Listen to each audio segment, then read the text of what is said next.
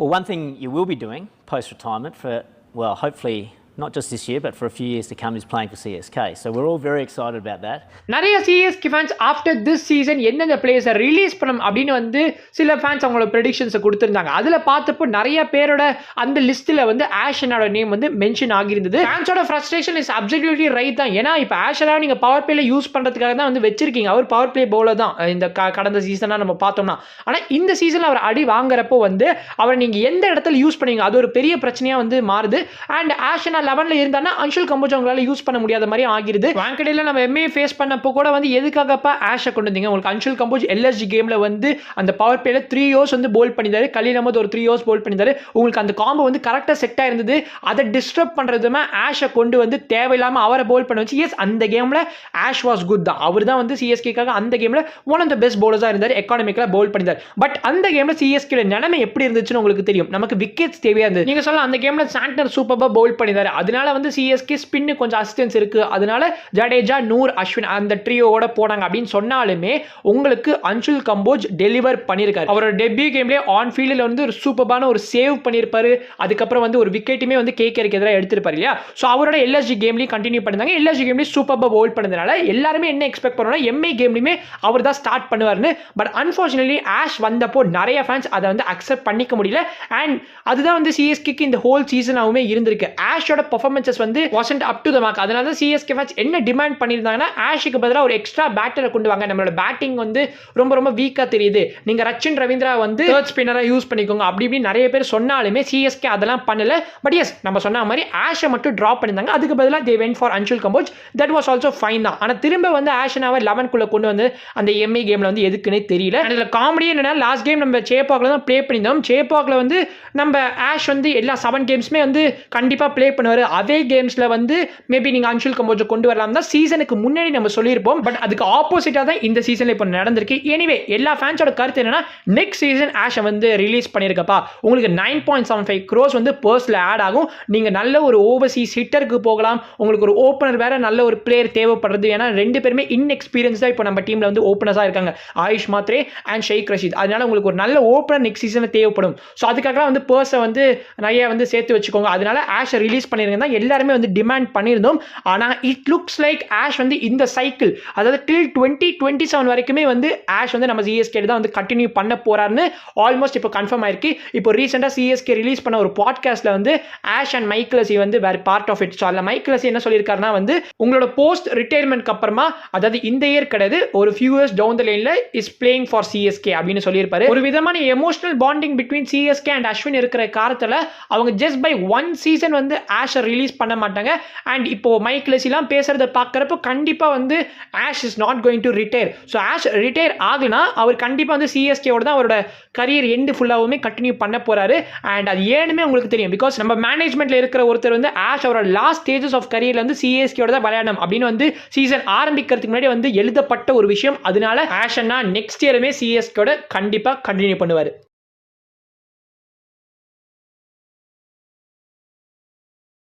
PBKS and எம்ஏல நீங்கள் பார்த்துப்பீங்க. PBKS வந்து நம்ம மேக்ஸ்வெல் யூஸ் பண்ண விதமாக இருக்கட்டும், அண்ட் எம்ஏல வந்து வில் ஜாக்ஸ் யூஸ் பண்ண விதமாக இருக்கட்டும், அட்லீஸ்ட் 1 or 2 ஓவர்ஸ் வந்து போல் பண்ணுறதுக்கு வந்து தைரியமாக கொடுப்பாங்க. ஹெசிடேஷனே இருக்காது. இப்போ வந்து நீங்கள் சிஎஸ்கே அண்ட் எம்ஏ வந்து வாங்கடையில் ஃபேஸ் பண்ணப்போ வந்து வில் ஜாக்ஸுக்கு வந்து ஒரு ஓவர் போல் பண்ணுறதுக்கு கொடுத்துருப்பாங்க. அப்படியே புஷ் பண்ணி அந்த ஓவரை கடக்கிறதுக்கு அந்த ஓவரில் வெறும் 4 தான் கொடுத்துருப்பாரு. அந்த மாதிரி எதுக்காக தோனி ஆர் ஈவன் ருத்ராஜ் வந்து இப்போ ருத்ராஜ் இருந்த டைமில் ஆஸ் அ கேப்டனாக வந்து அவர் ரச்சின் ரவீந்திரா வந்து யூஸே பண்ணல. எஸ், உங்களோட அந்த மைண்ட் வாஷ் எனக்கு புரியுது. ஜடேஜா 100க்குலாமே வந்து ஃபுல் ஹவுஸ் ஆஃப் கோட்டா வந்து கொடுக்கல ப்ரோ. அப்போ எதுக்காக வந்து தேவையில்லாமல் ஒரு ஸ்பின்னருக்கு வந்து ஓவர் கொடுத்து இன்கேஸ் அந்த ஓவரில் வந்து அவர் வந்து பயங்கரமாக ரன்ஸுக்கு போனார்னா பிரச்சனை தானே அப்படின்னு நீங்கள் சொல்றது புரியுது. பட் இருந்தாலும் ஜஸ்ட் கோ ஃபார் ட்ரை. அதான் இந்த சீசனே முடிஞ்சிருச்சு இல்லையா? ஐபிஎல் 2022 அதாவது டெவால் பிரேவிஸோட டெபியூ சீசனில் பார்த்தீங்கன்னா ஆர்சிபி அண்ட் எம்ஏ விளையாடின ஒரு கேமில் வந்து ஆல்மோஸ்ட் எம்ஏ வந்து லூசிங் சிச்சுவேஷனில் தான் இருந்தாங்க. ஸோ அந்த மாதிரி ஒரு சிச்சுவேஷன் வந்து நம்ம ரோஹித் சர்மா தான் ஐ திங்க் அந்த சீசனில் கேப்டனாக இருந்தார். ஸோ அவர் வந்து தைரியமாக டெவால் பிரேவிஸ்க்கு வந்து ஐ திங்க் 90th ஓவர் வந்து கொடுத்துருக்காரு போல. ஸோ அந்த ஓவரில் வந்து அவரோட first ball of his IPL கரியரில் வந்து கோலியோட விக்கெட்டை வீழ்த்திருப்பாரு. 36 டெலிவரிஸ்ல 48 ரன் சம்திங் ஸ்கோர் பண்ணியிருப்பாரு. ஸோ அந்த மாதிரி ஒரு சிச்சுவேஷன்ல வந்து நம்ம விராட் கோலியோட விக்கெட் எடுத்திருப்பாருன்னா பார்த்துக்கோங்களேன். ஸோ எஸ் ஜவால் பிரேவ்ஸ் அதுக்காக வந்து இப்போ கோலியோட விக்கெட் எடுத்துறாரு, அதனால அவருக்கு ஓவர் கொடுக்கணும்னு நான் சொல்ல வரல. அப்படியா இப்போ நீங்க முன்னாடி அந்த வீடியோ நான் அட்டாச் பண்ணதை பார்த்துருப்பீங்க.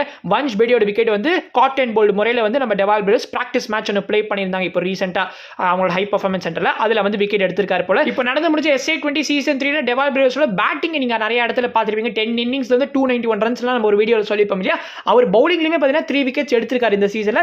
கம்மியான ஓவர்ஸ் தான் போல் பண்ணியிருந்தாரு.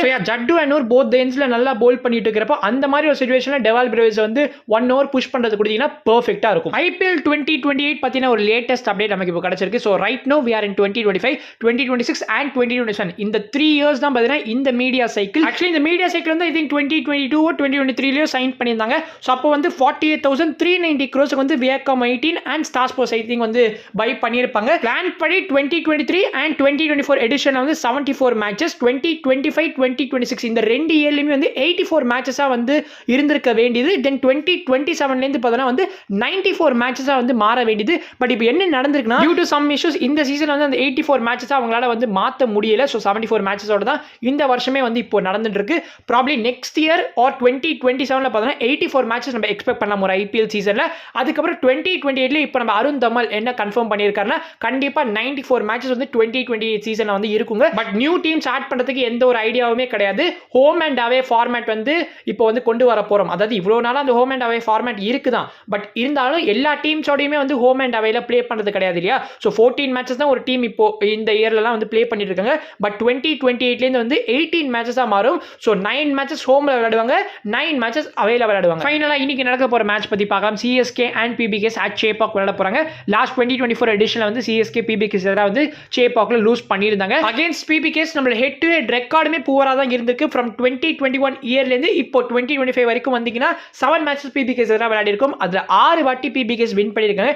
ஜஸ்ட் 1 டைம் தான் CSK வின் பண்ணிருந்தாங்க. அதுவும் லாஸ்ட் இயர் வந்து தரம்சாலா விளையாடப்போ அந்த டே கேம்ல வந்து வின் பண்ணிருப்பாங்க. எனவே CSKக்கு இந்த மேட்ச் வந்து டெட் ரப்பர் தான், நத்திங் டு லூஸ் ஆட்டிடியூட் கண்டிப்பா இருக்கும். the only thing CSK can do is அவங்களோட பிளே ஆஃப் ஹோப்ஸ் கொஞ்சம் ஸ்பாயில் பண்ணி விடுறதா பார்க்கலாம். CSK என்ன பண்ண போறாங்க அப்படின்னு. CSKக்கு அந்த நம்பர் 4 பெரிய தலைவலியா இருக்கு. ஸோ நம்பர் 4ல நீங்க வன்ஷ் பேடியை ப்ளே பண்ண வச்சுட்டு ஜடேஜாவை லாஸ்ட் கேம்ல நம்ம ஹூடா ப்ளே பண்ணியிருப்பாரு பார்த்தீங்கன்னா நம்பர் 7ல அந்த இடத்துல ப்ளே பண்ண வச்சீங்கன்னா பெர்ஃபெக்ட்டா இருக்கும். ஃபேன்ஸோட பாயிண்ட் ஆஃப் வியூல இருந்து அவங்க இன்னும் 2 சேஞ்சஸ் டிமாண்ட் பண்றாங்க. பத்தினாக்கு பதிலாக நேத்தன் எல்லிஸை கொண்டு வாங்க. இந்த IPL சீசனுக்கு முன்னாடி ஒரு பீக் ஃபார்ம்ல இருந்தாரு கைஸ். உங்க எல்லாருக்குமே தெரிஞ்சிருக்கும். BPL அவரோட டீம் தான் சாம்பியன்ஸ் ஆகியிருப்பாங்க. அண்ட் BPL வந்து பேட்டிங்லயுமே வந்து நிறைய கான்ட்ரிபியூட் பண்ணியிருப்பாரு. அதுவும் டீம் எப்போலாம் ஸ்ட்ரகிள் பண்றாங்களோ அப்போலாம் வந்து ஹி கான்ட்ரிபியூட்டட். ஸோ அதனால நேத்தன் எல்லிஸ் மேலே எனக்கு அதிக எக்ஸ்பெக்டேஷன்ஸ் இருந்தது. அதே மாதிரி ஃபர்ஸ்ட் கேம்ல வந்து சாண்ட்னரை ரிமூவ் பண்ணியிருப்பாரு. ஸோ எஸ் பத்திரினா வர வரைக்கும் கண்டிப்பா நேத்தன் எல்லிஸ் இருப்பார் அப்படின்னு தான் நான் எக்ஸ்பெக்ட் பண்ணேன். பட் பத்திரினா செகண்ட் கேம்லேயே வந்து RCBக்கு எதிராக வந்து ப்ளே பண்ண வந்துட்டாரு. ஸோ அதனால எஸ் நேத்தன் எல்லிஸ் ட்ராப் பண்ற மாதிரி ஒரு சிச்சுவேஷன் ஏற்பட்டுருச்சு. எனிவே நேத்தன் எல்லிஸ் ஆல்சோ வந்து வேற ஏதாவது ஒரு டீம்ல இருந்தால் கண்டிப்பா ஒரு 11ல இருக்கிறதுக்கான தகுதி உள்ள ஒரு பிளேயர் அவர். டியூ டு பத்திரினா நம்ம நேத்தன் எல்லிஸை வந்து ட்ரையே பண்ணல, நம்மளால டெஸ்டே பண்ண முடியல. But this is the right chance. இப்போ நம்ம we are out of playoffs too. அதனால வந்து if you bring him in நீங்க ஒரு பவர் பிளேல கூட ஒரு ஓவர் வந்து யூஸ் பண்ணலாம். தென் மிடில் ஓவர்ஸ் டெத்லயுமே வந்து உங்களுக்கு ஒரு ஓவர் பவுல் பண்ணி கொடுப்பாரு. ஸோ எஸ் அவர் ஒரு மாதிரி 3 ஃபேஸ் பவுலர்ன்றதுனால வந்து கண்டிப்பா Nathan Ellis should play instead of பத்திரினா. பட் CSK அது பண்ணுவாங்களா நம்ம பொறுத்து இருந்தா பார்க்கலாம். அண்ட் இன்னொரு சேஞ்ச் என்னன்னா சாம் கர்னோட அந்த ஸ்பாட்ல வந்து திரும்ப ரச்சனை கொண்டு வாங்க. அவர் வந்து டெஸ்ட் பண்ணி பாருங்க. இந்த சீசன்ல அவர் வந்து இன்கேஸ் பெர்ஃபார்ம் பண்ணலனா 2 seasons are already gone. So next season அவர் கண்டினியூ பண்ணணுமா வேணாமா அப்படிங்கிறதுக்கு இப்போ ஒரு ட்ரையல்ஸ் பார்த்த மாதிரி இருக்கும். பட் சாம் கர்னுக்குமே கண்டிப்பா ஒரு லாங்கர் ரன் கொடுக்கணும் தான் தோணுது. லாஸ்ட் கேம்லேயே நம்ம 3 சேஞ்சஸ் பண்ண காரணத்தில் இந்த கேம்லேயே 3 சேஞ்சஸ் பண்றதுக்கு they will not be interested.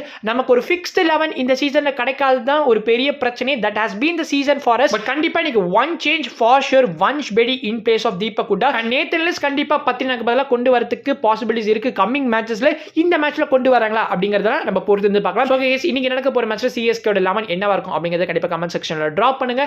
And நாளைக்கு இன்னொரு வீடியோ சந்திக்கிறேன். அது வரைக்கும் பீஷியஸ் பை.